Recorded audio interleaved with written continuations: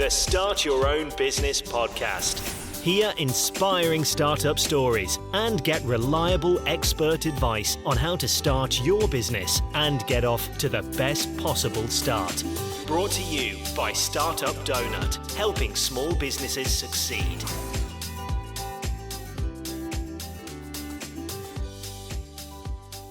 Hi there, thanks for joining us and welcome to the Start Your Own Business podcast. My name's Fiona and I'm your host. As we all know, things continue to be challenging for UK SMEs.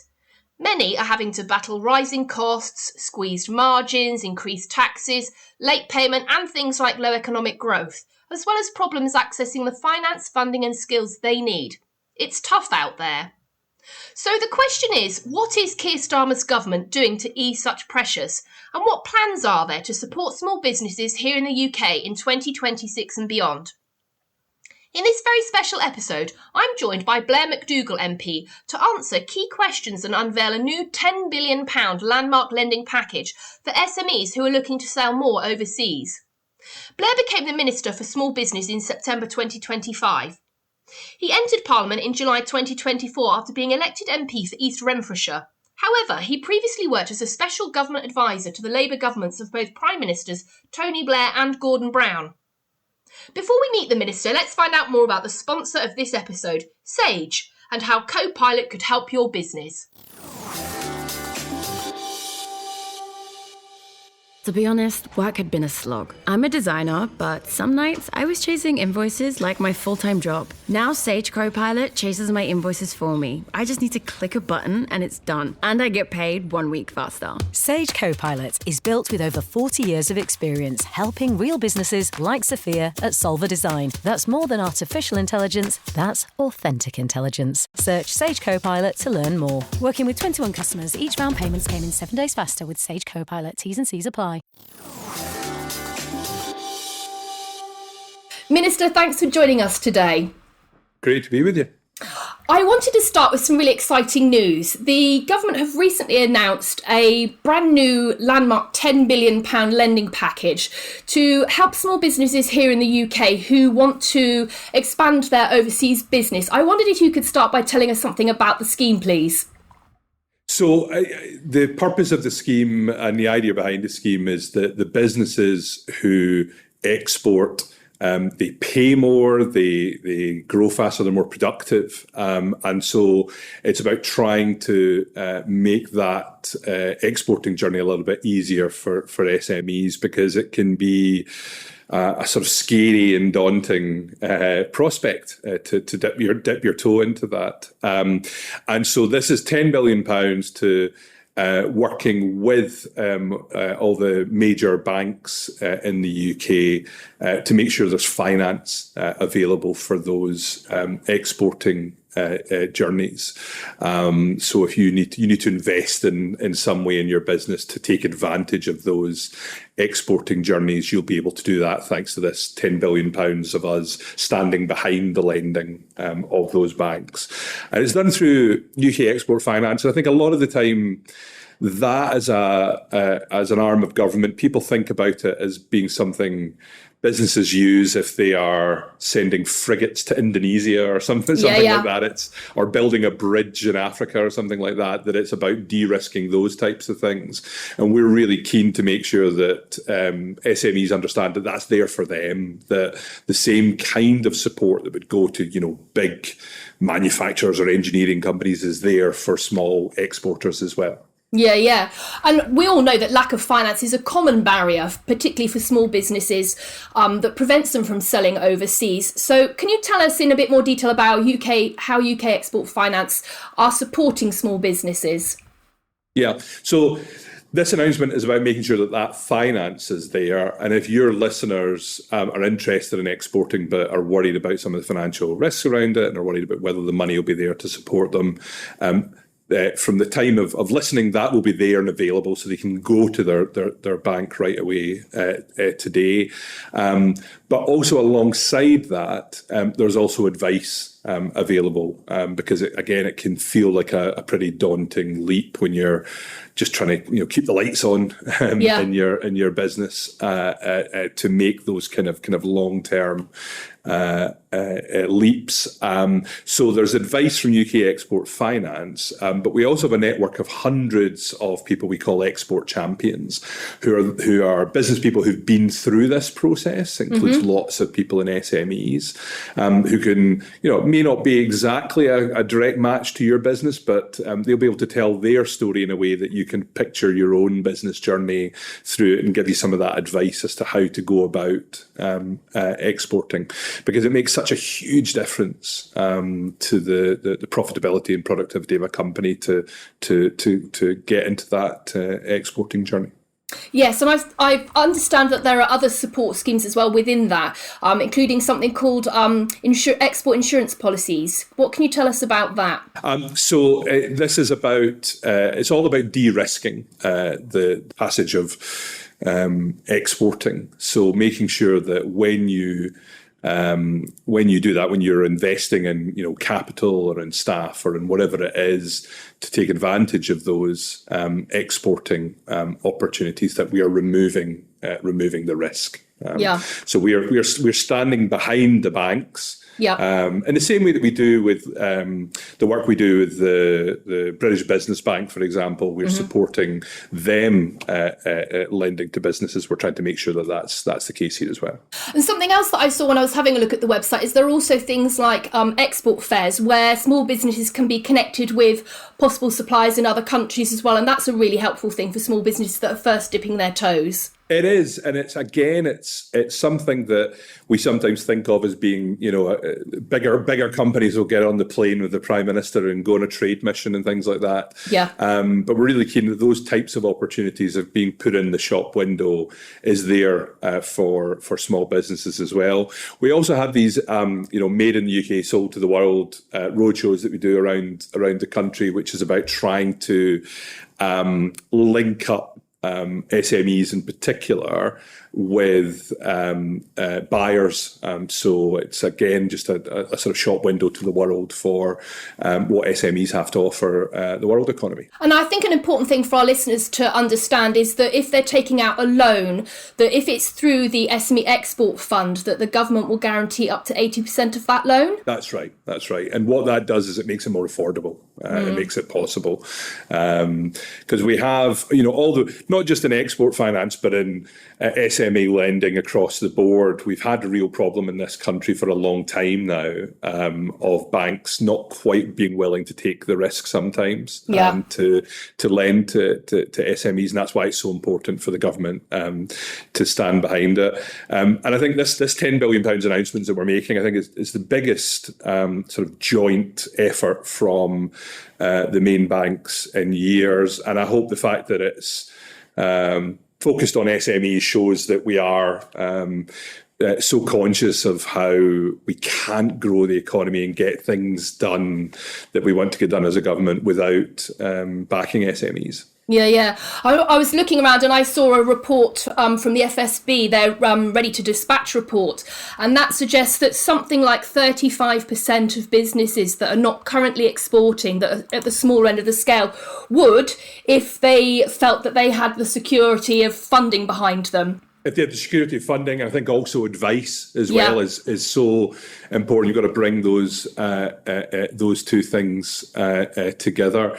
But we don't export, particularly small businesses, we don't export in this country in the same way that other countries do. There is maybe a slight risk aversion sometimes in this country when it comes to exporting.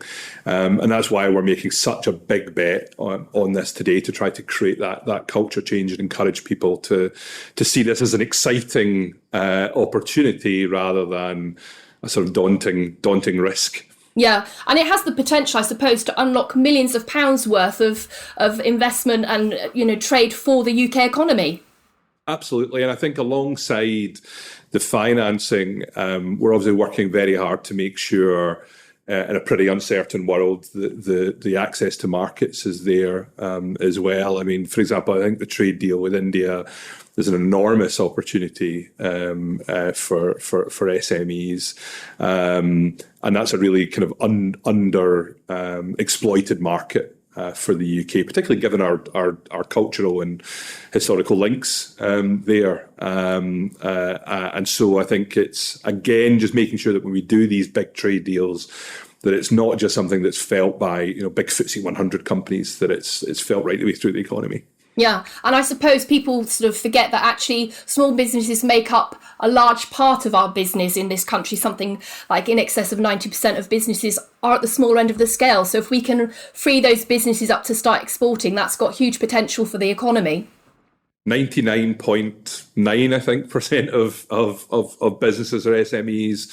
2/3 of us work for SMEs, and the figure we're obsessed about that runs through our small business strategy is we could just grow those SMEs by 1% over the course of the next few years. It's worth about £320 billion to the economy. So the potential is enormous. Yeah. Starting to sell overseas can be hugely transformative for small businesses. Can you give our listeners an idea of how they might benefit? Well, we know that businesses that export are about 25% more productive than those who don't. We know that they pay about 7% higher wages as well. I think there's also something maybe slightly less easy to quantify about that process of exporting being quite a good way of, it's almost sometimes a reset moment for a business where it's like returning to your original business plan, thinking forward, and it's almost a sort of renewal moment for businesses. The thing I found as well in the last few months doing this job and talking to businesses is that selling into international markets also becomes a source of pride. But also of credibility. That ability to say we sell to 5 countries, to 10 countries, to 20 countries, whatever it is. It's a mark of confidence, which in turn I think is helpful when you're thinking about what comes next and looking for finance or whatever your next step is for your business. Yeah. I was also quite surprised to learn that actually businesses who are exporting are more likely to survive. They've got better survival rates than businesses that don't. They're more resilient, absolutely. Yeah. And that makes sense, doesn't it, in a world where things are quite turbulent, and anyone who's run a business in Britain over the last 15 years or so has been through lots of a bit of a ringer. Yeah, it's been an interesting times, shall we say? And I think it's a way of spreading risk as well, because you're expanding your customer base. Yeah. I'd like to move on, if it's okay, to the government's plan backing your business, the plan for small businesses. The government wants to introduce a new £4 billion finance boost to increase access to finance for entrepreneurs and small businesses. What can you tell us about that? So we know that since 2011 in this country, the amount of money lent by the traditional lenders to SMEs was falling by about 50% as a share of GDP. So there is a long-standing challenge there. And then you speak to any small business, they will talk about the big difficulty of getting access to finance as being something that holds them back. So we are increasing quite dramatically the money we put in through the British Business Bank. So similar to the conversation we're having about the export money that we're trying to make available. This is about us standing, it was 2 things actually. It's first of all standing behind through something called the Enable Guarantee, which tries to remove some of the risk for banks of lending to SMEs, and so increases the number of loans that are available across all of the lenders to SMEs. But £1 billion of that is also going to about 69,000 startup loans for small businesses as well as part of that, because often the most difficult time to get financing is when you're just starting out. And I think something really important alongside the money we put in for those startup loans that are delivered through high street banks is they're always attached to advice and mentoring support as well, so that people don't feel maybe quite so lonely when they're taking what can feel like a kind of risky step. Yeah.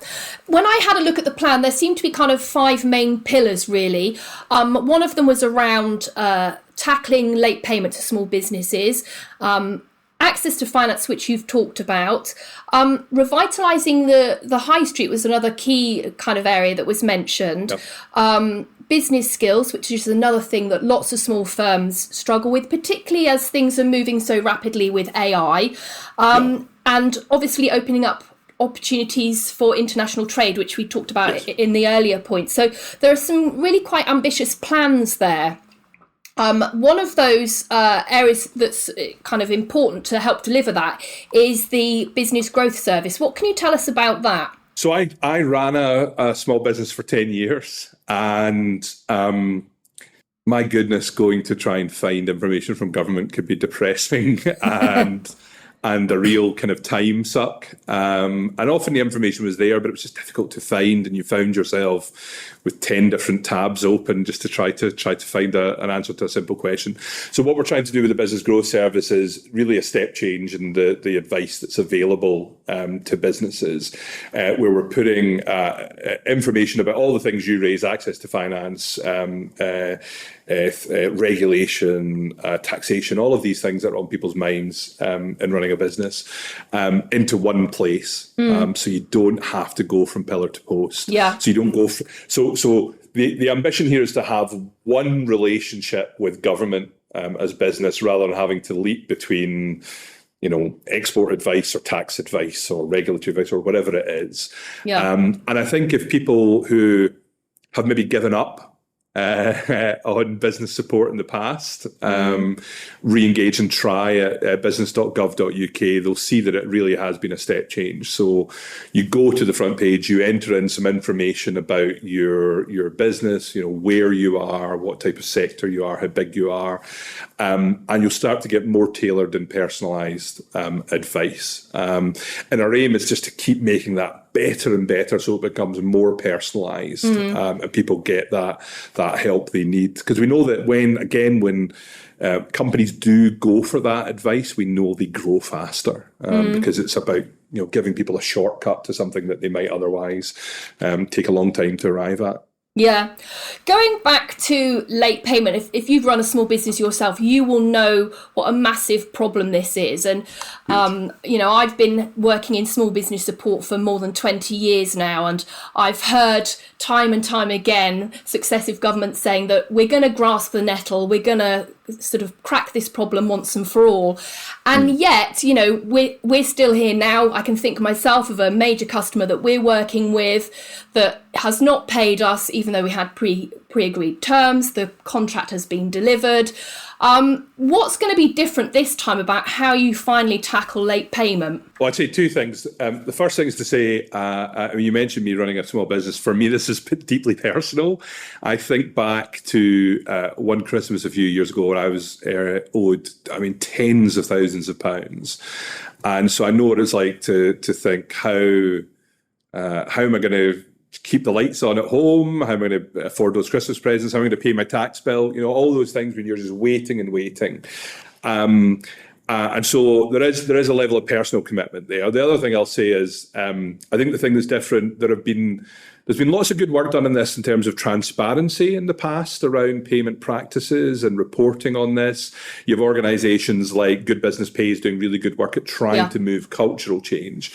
What we're talking about here is legal change. So we're consulting on what will be the the really strongest package of any kind of major economy on late payments. So changing the length of time that people can wait to pay you, trying to deal with things like frivolous disputes, giving the Small Business Commissioner more powers to compel, looking at the interest which is available to people to be paid.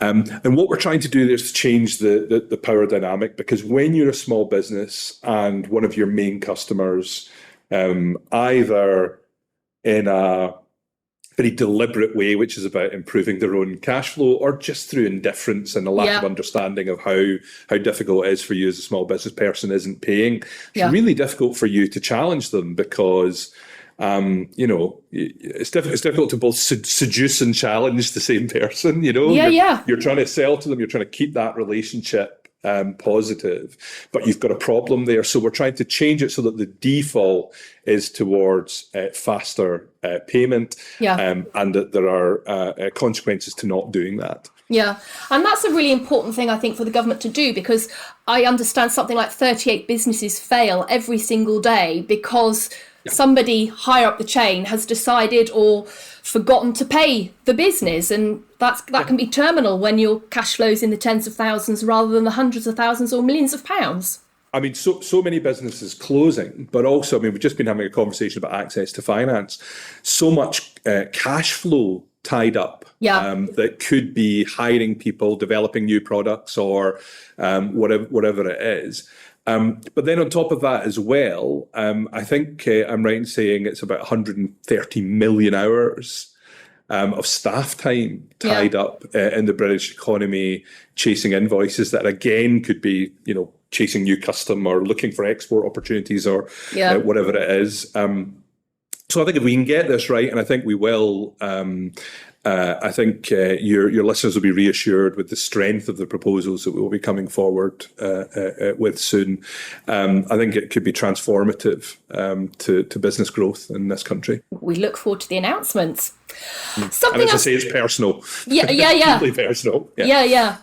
Something else I wanted to ask you about that I've got a bit of a personal interest in is business rates, particularly for pubs. My parents were publicans for 20 years. They've recently retired now, but they retired probably a bit earlier than they would have liked to, because business was getting more and more difficult, and the statistics from the valuation office, I think, for this year show that pubs and restaurants can expect something like a 30% increase in their business rates this year. We know that pubs are disappearing from our high street left, right and centre. I can think of, a handful in sort of walking distance from my house that have closed and are not opened anymore. The government has announced that it's got some plans in the bag to alter how business rates are sort of calculated for pubs. What can you tell us about that? And indeed for retailer, that are on the high street that are struggling to stay open? Yeah, so I think we had, and the first thing to say is one of the strange things about being a business minister is you're not responsible for tax policy, which colleagues in the Treasury will set. But as you say, this is something they're looking at the moment. We had two things going on at once in the budget. The first was that we changed the multiplier to try to give permanently lower multiplier levels to retail and hospitality businesses, and that was paid for by increasing the multiplier that's paid by essentially big retail giant warehouses, and that was about trying to structurally rebalance things in favour of SMEs. I think the issue is that at the same time we had the revaluation and the first one since COVID. Now we put in about £4 billion to try to balance that out, but I think as you've indicated, Treasury are very conscious that more needs to be done on that. And I think by the time this comes out, there will have been hopefully an announcement on that. Will give people a bit of certainty and reassurance on that. Another thing thing that we hear a complaint about quite often, being, in the small businesses advice, is the amount of time that small businesses have to spend. And you've already alluded to this when we're talking about late payment, in terms of admin and compliance and running the business. What can the government do to help small businesses with that? So it's one of those things, as well as being the Minister for Small Businesses, I'm also the Minister for Regulation across government. And I have a target hanging over me, which the government's committed to reduce the administrative burden, the type of costs of red tape that you describe for business by 25%. That's about £6 billion we're trying to take off of business costs through that. We started on that journey as the business department. We're one of the biggest regulators of all the government departments. We started on that towards the end of last year, taking about £250 million of cost out of corporate reporting. So that was particularly felt by SMEs because we were requiring fewer smaller companies to submit a strategic report, for example, and jump through hoops in corporate reporting that just didn't make sense for them. One of the things I have, and I find myself saying a lot in the work around reducing regulatory burdens, is to try to constantly think of regulation through the eyes of small businesses. Because often when we consult on how a new measure coming out of government will impact on business costs, often it's very big companies with large compliance departments who are the ones who respond. Yeah. And so sometimes we might be a bit guilty of thinking, well, actually, this is not going to have a major impact on business, when actually it will be most impactful on smaller companies who don't have that capacity and aren't able to adjust as easily. So that's one of the tests for me on regulation and on that work is constantly having SMEs in mind. And I'd say to your listeners, we do have that sort of open call out to business to tell us those things which just seem insensible. The things with the forms you have to fill in that should be digitized and should be more simple, whatever the time-consuming regulatory burden is that you face, tell us, because it's very easy to get used to these things and just to accept them. But we're very much in the market of trying to find ways to reduce those costs on small businesses in particular. So have you got any particular ways that you're opening up for small businesses to contact you and give you that direct feedback? Well, you mentioned, for example, the small business plan itself. I mean, we worked with more than 1,000 businesses to make sure that the plan that we have, which is a cross-government plan, was based on the lived experience of businesses and the real challenges that they face every day. We, in addition to that, we have the Small Business Growth Forum that I meet with regularly, which has representatives not just of the bigger small business representative organisations, but also individual small businesses themselves. So I want this to feel like it's a continuing sort of co-creation rather than something government is handing down from above. Well, that kind of leads on quite nicely to raise a question that's actually come from one of our small business listeners. Chris Smith has asked us to ask you what the government's doing to enable more small businesses to access government and public sector procurement opportunities. So it's a really, really good question. And it's one, as well as trade deals and access to finance and things like that, it's one of the big things that we can really make a difference on. So we have the new Procurement Act, which should open up far more opportunities to SMEs. This is something government has tried over and over again to do and found it very difficult to make an impact. But that act removes lots of the barriers that just made it impossible for smaller businesses to compete alongside larger providers, things like pre-requirements for insurance or surveys in advance of bidding and all these sorts of things. But we're not content with that. We're going further. So the Cabinet Office are consulting on how we can better improve the ability of small businesses to get into what sometimes can feel like a bit of a fixed system where the existing big suppliers dominate it, and the system of application feels like it's set up for them rather than for the SMEs. And this is happening across government. So across government, we're looking at every department is setting a target for procurement with small businesses. We have I had a meeting with my opposite number from the Ministry of Defence. So they are the biggest customer across the whole of government, and they're doing, I think, really exciting work to open up some of their contracts to innovative companies and smaller companies, in particular, with a new centre focused particularly on that. But we've got to make it easier and simpler to do that, because we're missing out on not just the economic opportunity for small businesses, but also, given that so many of these smaller providers will be innovative, we're missing out on advantages for customer service within the public sector, for the ability to do things more cheaply, more quickly, and more easily ourselves as well. Yeah, and I think maybe there's some work to be done around the kind of perception that businesses have, in the same way with UK Export Finance, that it's only for, as you said, the giant companies that are sending these ships across the oceans, that actually government have a commitment to give contracts to smaller firms, and that they are there and they are open to small firms to bid for too.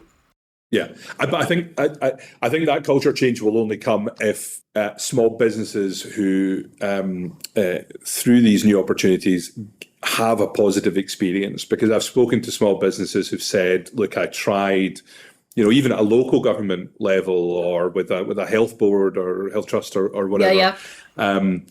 Found it a really bruising experience, found it to be, frankly, a waste of time. And I know that a lot of businesses will be reluctant to dip their toe back into that, unless they have some certainty that things have changed. So I think there's a responsibility on us to really get this right. Yeah. I kind of, another area I think, and you've kind of covered this already partly, is that many small businesses don't know necessarily where to go when they need advice on various aspects to running their business, and quite how that will work. So is there anything else that the government have planned to help kind of signpost small businesses to the relevant support for their business? Yeah, so we have, we spoke earlier on about the business growth service at business.gov.uk, and that just being a much simpler way to signpost things. We are looking to bring more and more of what the government relationship with business into that, so that it does feel like that one place to do things.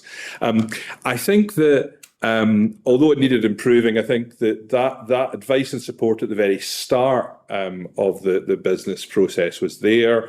At the other end of the scale, if you're a really big company, it's quite easy to pick up the phone and unblock some issue that people have. There's a question that we're working on and talking about at the moment in the middle for people on that growth journey between those 2 points, and really trying to improve the service that we give to scale-ups, and recognising that that's just a slightly different need in terms of advice and support. Now that can be, it could be issues around, planning. It could be issues around something to do with regulation or getting the R&D support or whatever it is. But we're working quite hard on improving that offer, and we'll have more to say about that in the weeks ahead as well. Fab. Small businesses are often described as the kind of backbone, really, of the UK economy. But small businesses often feel, and we've covered this partly already, they feel like they're not heard by government. So what advice have you got for our listeners if they feel like they're banging their head against a brick wall and getting nowhere with something? How can they go about getting their voice heard? Well, drop me a line is one thing, because I'm always very keen to hear that. I think part of one of the things I have in my head is we as a minister, we talk so much in this country about business confidence. Sometimes when we talk about that, we are thinking about listed companies or really, really big private companies. And as you said earlier on, most companies, almost all companies in this country are small. I think we need to put more focus into thinking about how small businesses feel. Do they feel that they are ready to invest, to take that step into exporting, as we spoke about at the moment? And I think it's really important that businesses, the smaller businesses, see themselves in what government are doing as well, so that we are seen to be side by side with them, opening up trade opportunities, that when we have the conversation about regulation, that they can see their own experience in it.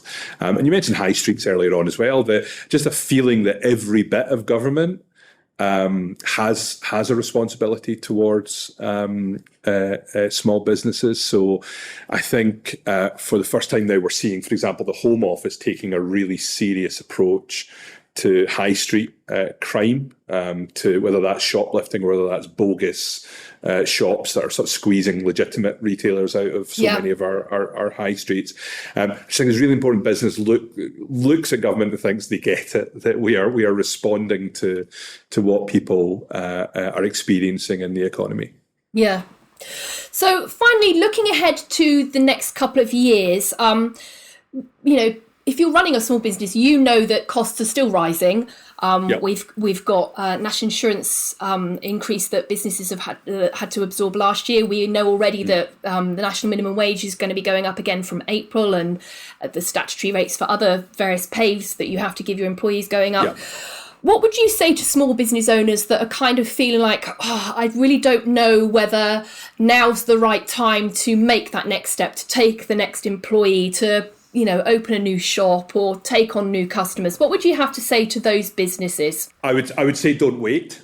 I completely get how difficult the last few years have been. I think the small businesses who have been through the financial crisis, the pandemic, Brexit, rising energy costs after the invasion of Ukraine, I understand why there's a feeling of waiting for the next crisis. That experience has created, in Britain, I think, a stock of really resilient, innovative companies, but sometimes companies who can feel a little bit risk averse because of that experience. I would say to them, look, we've spoken about increasing access to markets, whether that is the trade deals that we've done, the extra support that we're announcing for export finance. We're trying to make sure that the money is available, the capital is there through the billions of pounds we're putting into underwriting lending through the business bank. We are trying to make sure the advice is there. And we're trying to make sure that the customers are there as well. So I think wages are rising, which is a challenge for business, but it's also an opportunity because for the first time we're seeing wages rising faster than inflation. And so the customers are there. So I would say to businesses, if you're waiting for the right moment, this is it. So don't wait for that investment, that new product, that new location. And none of that is to minimise how much work I still have to do and the government still has to do to push down costs, to simplify things, to get rid of red tape. We're going to keep pushing really hard every day to make sure that we are making things more competitive, because we can go on in this country as a high tax, low growth economy. But this is, I think, the moment to look again, because things are still tough, but things are changing. Brilliant. Thank you very much. It's been great to talk to you today. Thanks for joining us. Thanks for your time, Fiona. Small businesses and sole traders have been battling against increased costs, red tape, late payment and higher taxes for years. And small businesses often feel they're overlooked by the government, despite making up over 99% of all businesses here in the UK. Minister for Business Blair McDougall shared some landmark funding and support packages to help small businesses reach new export markets, and has teased some announcements from the government relating to business rates, late payment, revitalising the high street and the new business growth scheme. We'll include links to UK Export Finance, the Business Growth Service and late payment support, as well as useful advice and resources related to this episode in the summary notes. You can also learn more about our sponsor, Sage, and how Copilot can help your business. You'll find these at www.startyourownbusinesspodcast.co.uk. If you've enjoyed the show, please hit subscribe and follow so that you're notified about new episodes as soon as they drop. All that remains is to thank the Minister once again for taking the time to talk to us today. Until next time, all the best.